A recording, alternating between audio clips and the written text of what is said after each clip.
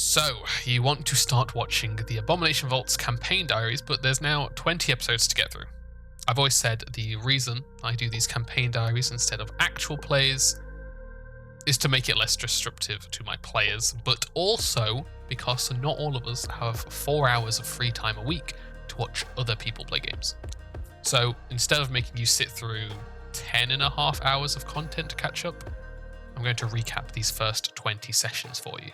And to be honest, the quality of the videos has come a long way, so I'd like to save you from having to experience some of that jank. So, characters. We started with 5, we are down to 4. The party consists of Mei, the Kitsune Monk, Milo, the Human Thaumaturge, Rock, the Human Rogue, Ornifex, the Tengu Cleric, and Sesto, the Gnome Summoner. He also has a Beast Eidolon called Tiny. I'll put the thumbnail for the episode that I'm currently summarizing in the corner, so if you want to have a more expansive look at a particular scene or episode, you'll know which one to look for. I'm also going to track the days of adventuring in the other corner just for my own benefit, because I find that quite interesting. Instead of going into detail about monster mechanics or NPC backstories like I would do in the diaries, this is just going to be a purely plot recap. Let's jump into it. After clearing out the Atari fishery, beginner's box stuff, don't worry about that, Rin gathered our heroes and explained that she'd been seeing a strange blue glow from the lighthouse out in the fog fen. She asked our heroes what they knew about it, and after some society and Atari lore checks, they got a brief summary of the Gauntlight's history. It was built by a Belcora, the Rose God killed her, and I told them the old Belcora nursery rhyme. I managed to convince the group to head straight there, even though it was dark, so in the dead of night, our heroes headed to the Gauntlight and the adventure began. They looked around outside the ruins and found the kobold corpse. They looted it. It attracted the attention of the hidden Slurk. They fought it, they killed it, no problems there. The group headed into the Gauntlight ruins and were swiftly harassed by the Midflits waiting in the watchtower. There was a brief attempt at a conversation which failed due to no shared languages, and then a fight broke out. The party killed their way through the watchtower, the maggot training hall, and the sinkhole room, slaying any midflits or giant insects they found. Along the way, they discovered various clues about the ancient battle that had took place there, as well as coming up with several theories about the Gauntlight's glow. After the battle in the sinkhole room, May discovered the collapsed staircase descending below, but she kept that information to herself. Instead of continuing along their path towards Boss Skrong, the group doubled back in an attempt to clear the rest of the dungeon. They killed the maggots and the giant flies, and then they stumbled upon the dead kobolds and triggered the haunt. There was some confusion as to how to deal with this, but they kind of fumbled their way through it and accidentally resolved it. From here, they returned to the eastern side of the building, brushed past the skeleton statue, and met Boss Skrong. Our heroes began to negotiate with Boss Skrong using flattery and confusing language to get the Midflit on side. They learned a few secrets about the servants' quarters and what might be found there, as well as the light above. For a while, it looked like the group would be siding with Boss Skrong and heading below to slay the mushroom-eyed monsters that stole the Midflits home. Unfortunately, things went bad when they scared him with a lie about an incoming army. A fight broke out, one in which Boss Skrong didn't land a single hit. Pretty anticlimactic for a first boss fight. Instead of killing Boss Skrong, they let him go, telling him to return in 1 week and that they would have cleared out his old home by then. They headed into Belcora's office where they discovered the secret staircase heading down to the servants' quarters. They cautiously went down, found the torture chamber, got scared and fled. They then discovered the old Nimbleoth shrine where a fight broke out with some corpse lights. This went very badly for them and they were forced to retreat. They very nearly lost Ornifex here, as a series of flawless rolls was the only reason that they all made it out. Spooked by their first failure, our heroes retreated home to Ataru. However, along the way, they were met by Gregory Suresh, Milo's father.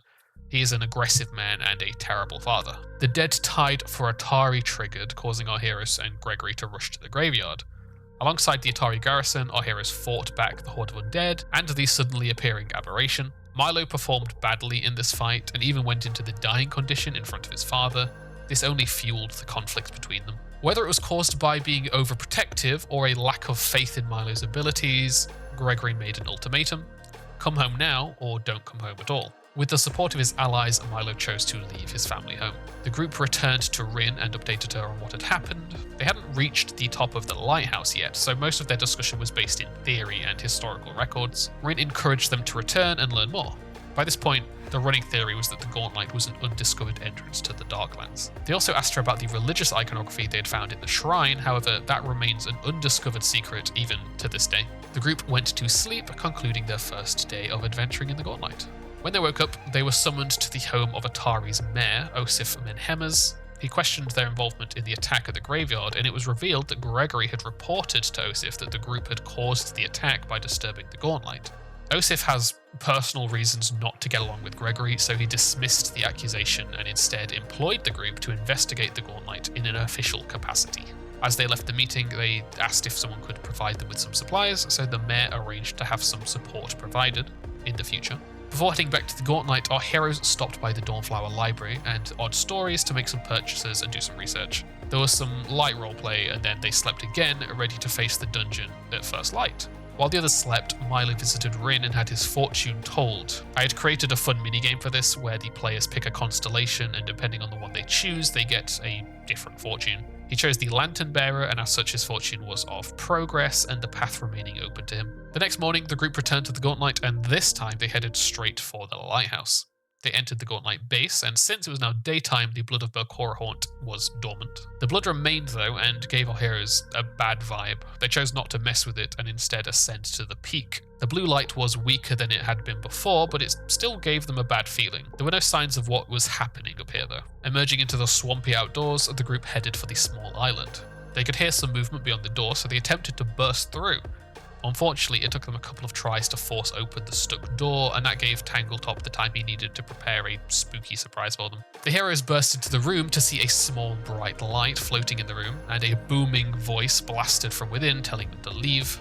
They weren't tricked for long though, as Milo identified the light as a Dancing Lights spell. The group tricked Tangletop into revealing himself, and after a short conversation, the group agreed to retrieve a shiny object from further in the building in exchange for some secrets. Moving into the Hall of Portraits, the group looked at the artwork and made some guesses as to their meaning. The defaced one became a particular point of interest for them. Then they entered the Lens workshop and were confronted by Mr. Beak. Luckily, we were playing post-rebalance, so he didn't outright kill anybody. It was a difficult battle though, and by the end our heroes felt lucky to be alive.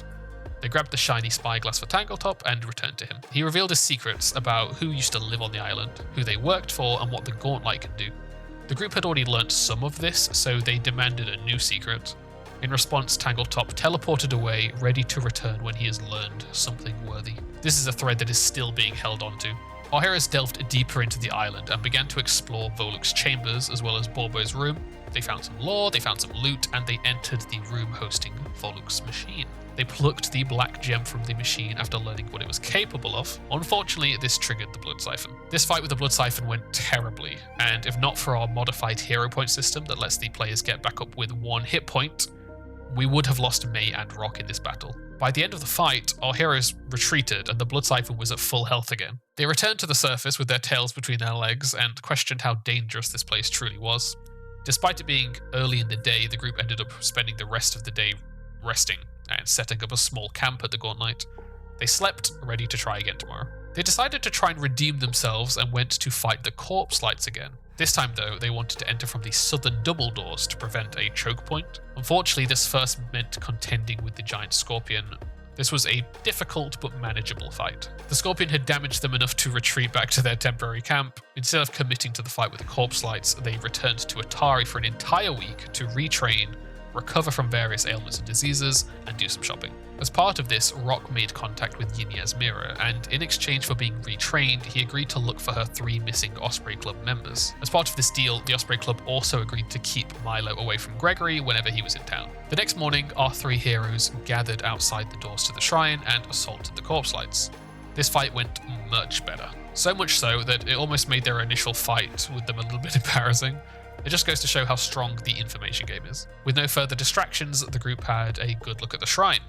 Its iconography was unknown to them, but clearly had a religious meaning. They decided it was time to give the second floor a proper looking at, and descended below to the servants' quarters. Very soon they ended up in the chamber that connects all the servants' rooms and battling a horde of Morlocks. The way the Morlocks fight was frustrating to our heroes, but after weaponizing their lights, the fight began to go their way. During this long fight, multiple battles spilled into others, and the party ended up overcoming an extreme difficulty fight, just barely. After this battle, the group moved along the corridor that the Morlocks had tried to flee down. They encountered several traps that damaged them a bit, and then came face to face with Grolgust, the Morlock King. After a tense conversation with Grolgust, the heroes agreed to slay a dangerous water monster in order to prove their loyalty. The group wasn't actually trying to side with the Morlocks, they just have a tendency of feigning loyalty in order to learn secrets from the dungeon's inhabitants. The monster turned out to be a river drake, and what should have been a pretty simple fight became quite messy as half the party fled while half the party stayed and managed to kill it. During their exploration, when seeking the river drake, the group had found several interesting rooms, such as a dormant teleportation room. Ornifex also had a terrible vision in which she was contacted by a servant of Yog-Sothoth. While she isn't a follower of him specifically, she does follow the Cosmic Caravan and he is a member. She kept this vision to herself though. They returned to Grolgust with the head of the River Drake and presented it to the king. The Morlock, happy to receive these new powerful lackeys, gave them a tour of his kingdom. This encompassed much of this southern portion of the servants' quarters and ended in the workshop. Rock stood by the blocked door to the prison, heard movements within, and made an educated guess that it was the missing Osprey Club members. He was smart enough not to act immediately though. Grolgust tasked our heroes with descending to the library level and killing the ghouls below. Before agreeing though, they asked if they could rest. Grolgust agreed and locked the group in some empty rooms. The group grew uncomfortable with being locked in a room, so they began to worry that they had inadvertently let themselves be captured. Meanwhile, as Milo, May, Ornifex, and Rock planned their escape, Sesto had been locked in a different room with a bloodied and beaten boss Skrong. He had returned, as the group had told him to, however, due to their week of rest, it was before our heroes had actually dealt with the Morlocks. Boss Skrong blamed Sesto for his troubles and encouraged him to get them out. As the group schemed, instead of resting, they heard screams and the death of a man beyond the door. Grolgust had sacrificed one of the captured thieves, and this proved enough to force action. They broke free from their locked rooms and attacked. This fight was a close one, and once the Grothlet joined the battle, it became very close to a TPK. Still, our heroes managed to prevail, and Grolgust was slain. During this battle, Boss Skrong fled into the dungeon without so much as a thank you. Checking the scene of this sacrifice, the group found the shrine of the Ghost Queen, as well as the corpse of the Osprey Club member. The group returned to the workshop, killing the final surviving Morlocks. Upon entering the prison, Rock saw two thieves stood in the dark. Much to his surprise, he recognized one of them from his past, a lackey of the man that had killed the woman he loved. Anger took over and he moved in to kill the man, but before he could, the man revealed that Lily, his lover, was alive. It was revealed that the murder had actually failed and she had been smuggled to Atari instead to keep her out of Rock's way. This was before Rock moved to Atari from Absalom. She had since broken free and fled into the Gauntlet. The Osprey Club members' presence here was an attempt to locate her. Rock let the two thieves go, vowing to visit them later. They explored the dungeon for a short while longer before setting off back towards Atari. As they walked back along the path home, they happened across the very wounded form of Pino Strongpocket, Sesto's father. They found out that he had been attacked by a werewolf and was in a terrible state.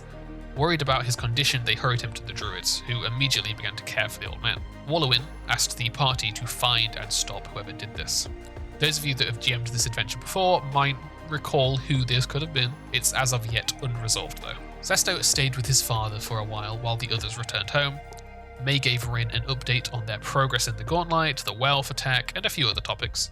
She also stopped by Blades for Glades to sell some loot. However, while she was there, Carmen Rajani was in a sour mood and revealed that he was bitter about being denied his family heirloom again. Rock and Milo told Sesto's family what had happened and then went to the Crux Nook to confront the Osprey Club. Yini Asmira did her best to explain the situation and calm things down. Rock listened to the story of what had happened from the thief who had held Lily and learned that she was still likely alive somewhere in the Gauntlet. He let the man live, but he did take a finger as a reminder not to get in his way again. After that, everybody took a well-deserved sleep. As the group gathered the following morning, a runner from the mayor's office flagged down the party and informed them that there would be a special town meeting in the morning in which the villagers would offer their support.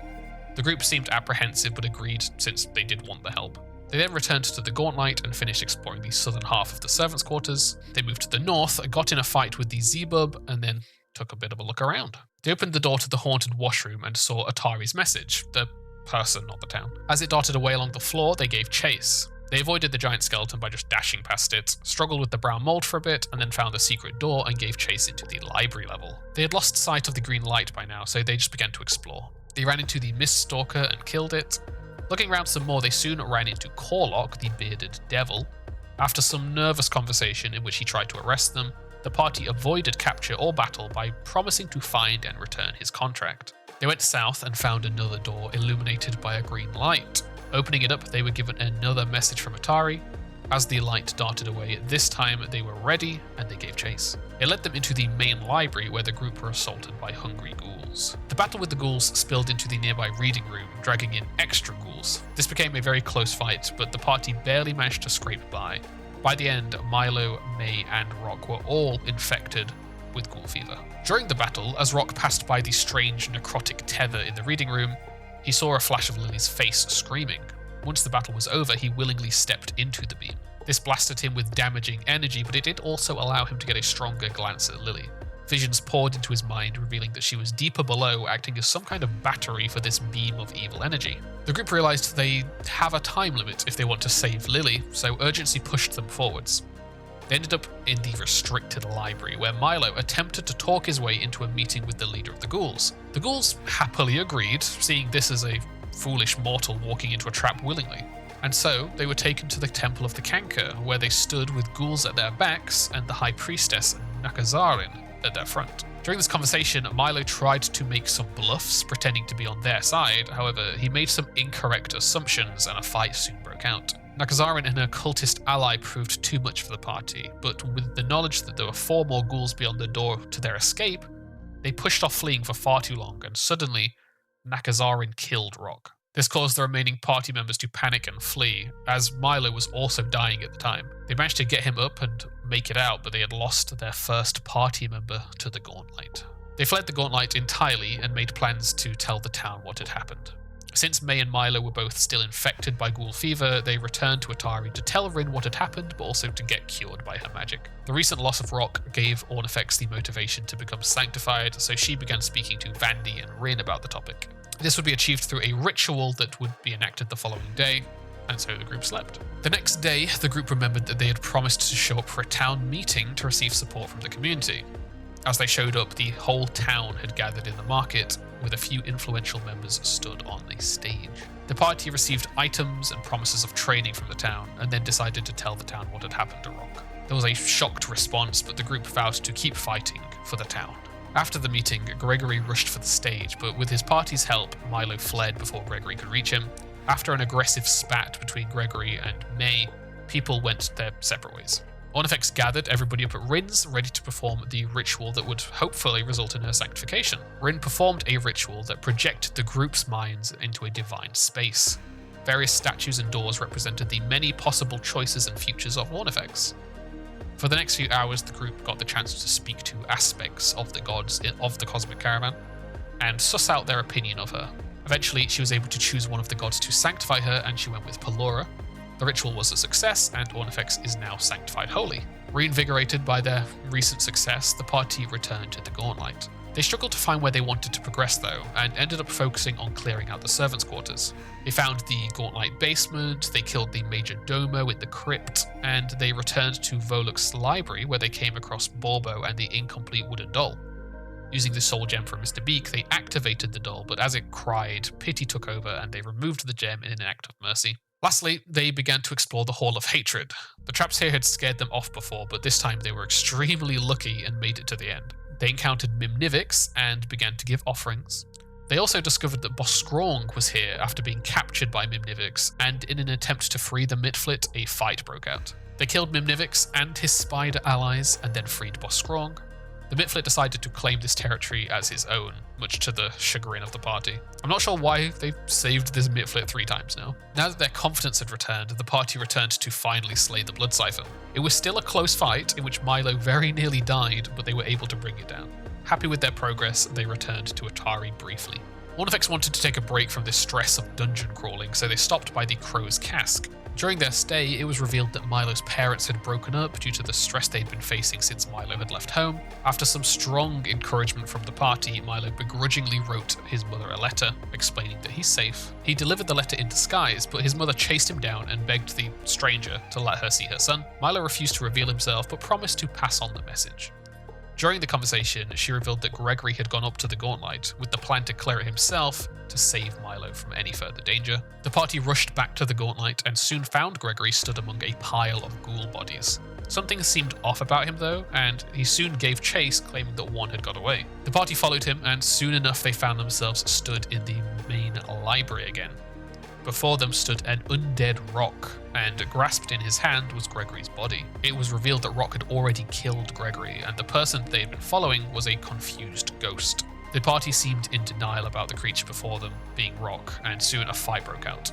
They fought and killed Rock with an emotional goodbye. Mourning the loss of both Rock and Gregory, they took the bodies to the Dawnflower Library where they were prepared for burial. Milo, at long last, finally went to speak to his mother and explain what had happened. The party then met up at May's home and gave a final goodbye to their fallen friend. During the gathering, though, an unexpected arrival crashed their party. And that's where we're up to. So we have a few outstanding plot points that you should be aware of if you plan on jumping on to the diaries from here. In no particular order, Tangletop owes the group a secret. Ornifex has been given a quest from Yog-Sothoth that she is yet to complete. There's a werewolf about and it's begun attacking people. Lilia remains trapped as the Gauntlet's power source. Ornifex is carrying Mr. Beak and his soul gem around. They need to find Corloc's contract. Nakazarin remains at large, and Boss Skrong is still wandering around causing mayhem.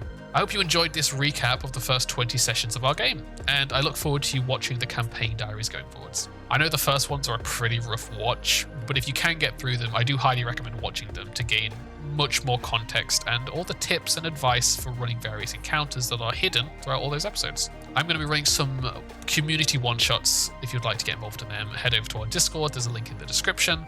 That is all for today. I'll see you very soon. Bye-bye.